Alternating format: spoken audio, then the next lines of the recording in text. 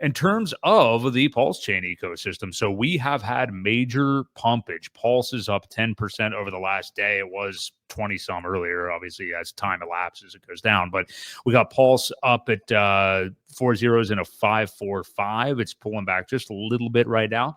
PulseX 4 zeros and a 375. Incentive is over $2 again, 213. Hex at 1.6 cents, and eHex at 0033 essentially. So it's up 20% on the day. So eHex actually of all of them is up the most right now. But PulseX, Incentive, both were making a killing. Of course, they're usually the ones that run the hardest whenever things start to come back. That PulseX to Pulse ratio started to tighten the gap again.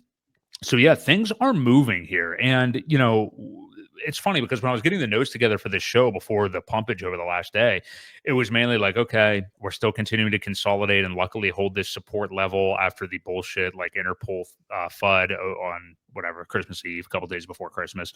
And now here we are breaking out of that and getting back to the next kind of resistance point, which is, I think, probably up towards about like 4 zeros and a 6 or something, if I remember. But we held that level. That's what was really important, that, 4 zeros, 4.2 or whatever it was, kind of held that level and are bouncing back up right now and hopefully putting that in the rearview mirror. I mean, it's possible we could bounce off it again, but this has been a strong move. And with all the news coming out today that may or may not affect Richard Hart's case with the corrupt SEC,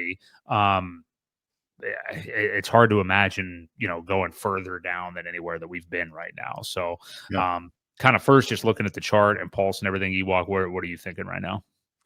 Yeah, I mean, we are definitely, let's break this down a little bit. I think, we are slowly stair-stepping. I mean, there are little pullbacks. I'm on the 4-hour chart right now. It takes a couple green candles and you get a couple red ones, and then, several, you are still seeing little amounts of sell-off, but very ever so slightly. So I feel like the sellers are definitely becoming exhausted.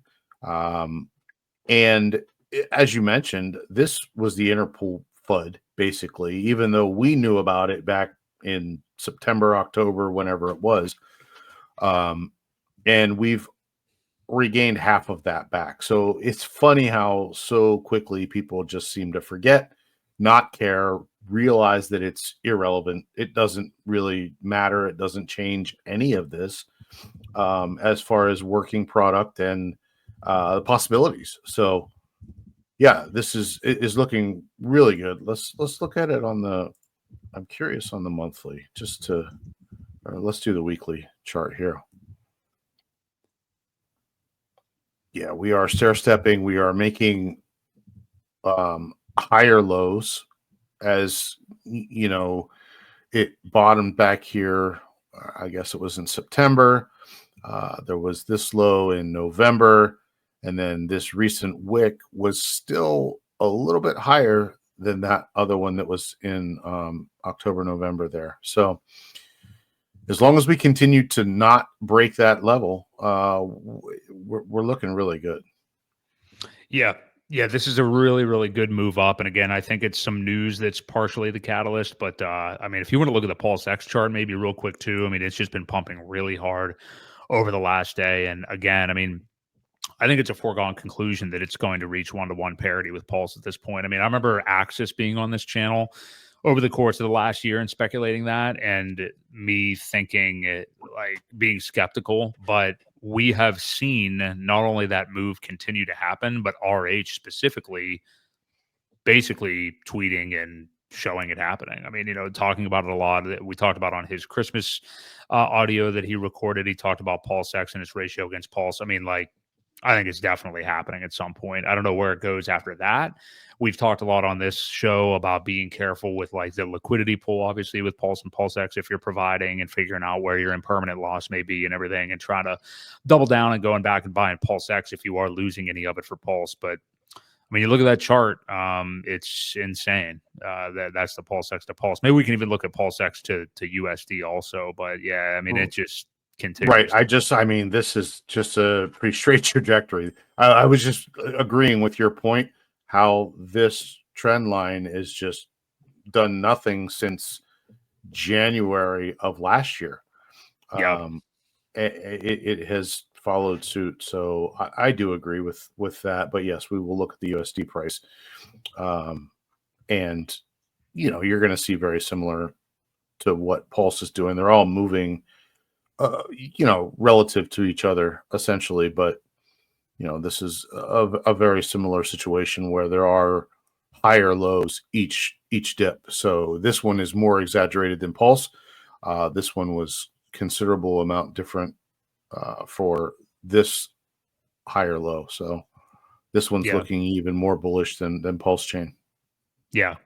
Yeah. It just continues to run. And like I said, it's been the thing that I have DCA'd harder into PulseX than anything for a few months now, honestly. Mm-hmm. Just reading the tea leaves, it's kind of like, it reminds me of the early days with Hex, and some of the things that Richard Hart would say that, you guys at the time would heed that warning or read between the lines. I don't think you have to read very hard between the lines with what he's kind of been intimating about PulseX. I mean, it's clear that the thing he seems to be, obviously Hex is like his original baby and stuff. He just seems really bullish on PulseX right now, Well, he loves that buy and burn. I mean, he is, Mhm. which it's a great mechanism for anything that can, deflate a coin basically Mhm. over time, and it makes it more and more rare. It's got to be, it's got to be good tokenomics. So yeah, it's definitely, where are we with percentage? Let's take a look here. Almost 6, I think now. I think it's 1.2 trillion. Yeah, mhm. 6%. It's 5.99% burn. Yep. So crazy. But yeah, no, the charts are looking good. We are extremely healthy here. I should have pulled this one so I could click through them, but um, incentives even having a nice little run today. Yep. Um, Relatively speaking, we got some really nice candles going here. Up 40% in the last 2 days. Yep. Pretty decent. Yeah. Not long ago, it was about $1.30 or so I saw, and we're up almost a Yeah. whole dollar from there. So Yep. yeah, bullish action across the board in the ecosystem. Really good to see. And you can see, I mean, I posted this on Twitter today, and it's people should heed this warning. And then we can look at Hex too. Like when price action's not good and you're upset about it and you're complaining about it and you choose to like sit on your hands or just bitch about it. And if you don't have, dry powder to DCA, that's one thing. And it takes fortitude just to sit there when prices are down. It's very, very tough. And I agree with that. But if you've had bullets to DCA when you thought you believed in this ecosystem, but you don't suddenly when prices go down. This is what happens in crypto. Things move at a breakneck speed. And this is only, we're early in 2025, So, I mean, things like this can happen 10 times more leveraged bullishness than this, where out of nowhere you're caught totally off guard and things just start pumping like this. Yep. Anyway. Yep. For sure. Yeah, and Hex is looking pretty good too. I think the biggest gainer was probably eHex, but Mhm. also the lowest liquidity, the easiest one to pump. And I can't believe somebody sold, was it $20 million of Hex the other day, or Pulse or something like that. I saw Corey Geary talking about it, that somebody just dumped like one It was massive. Hex. Yeah. Was it Hex? I thought it was. Mhm. Um, and I don't know if It it was. wasn't 20 million in a go. Well, wait a minute. I'm trying to remember. Yeah, I think it was. He put in like 65K at the adoption amplifier and had made over 20 million overall. I think I could be wrong. Somebody can correct me if the chat if they saw, but I think it was him. He's basically cashed out 20 million over time. I don't think it was 20 million like just the other day. I could be Oh, wrong on that. But yeah, okay. that's essentially, but he was a huge holder, and I think that was only one of his wallets that he's out now. I think he may have another one actually, but yeah. Crazy. Yeah. Well, people, I don't understand why anybody that, not all whales are smart, I guess. This is totally the wrong time to do something like that, I think, but Yeah. to each his own. I can't be, I have no idea what people need money for or why they're selling or buying. So to each their own, but I just feel like other ways to do it, take a loan out on it at this point especially if it goes up, you still have that loan that's open that you could easily pay back or even take more. So Well, that's the other thing is he obviously paid tremendous slippage too. I mean, it I'm was just sure. like, yeah. So I'm, there must have been some kind of what they perceived as a dire, financial situation that they needed to take care of. I don't know. yeah. Yeah.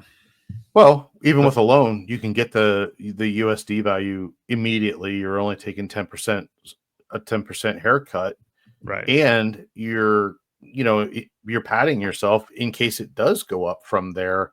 If it never goes down, then your collateral ratio goes up. You can continue to borrow against it until it turns, back the other way. So I Mhm. think it's a great insurance policy for taking some profits, especially if you're not sure that things have topped out.